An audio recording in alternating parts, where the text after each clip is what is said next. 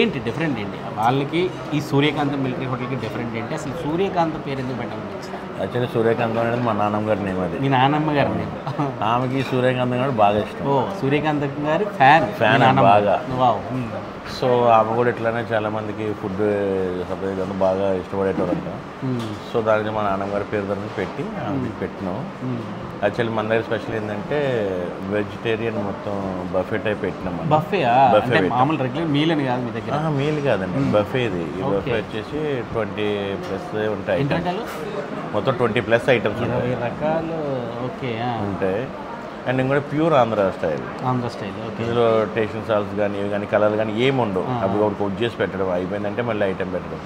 And అదేవిధంగా non veg కూడా ఉంటుంది, కానీ బఫే కాదు, నాన్ వెజ్. ఈ నాన్ వెజ్ వచ్చి క్రాబ్స్ ఉంటుంది, పీతలు ఉంటాయి, రొయ్యలు ఉంటాయి, చేపలు ఉంటాయి, చికెన్ ఉంది, మటన్ ఉంది. ఇవి మేము అలా కట్టుకుని ఇస్తాం అనమాట. వాళ్ళు కూడా సర్వ్ చేస్తారు. ఎవరికి నచ్చింది వెజ్ మీల్తో పాటు ఎక్స్ట్రా కలుతాయి, ఆమ్లెట్ ఇవన్నీ ఉంటాయి.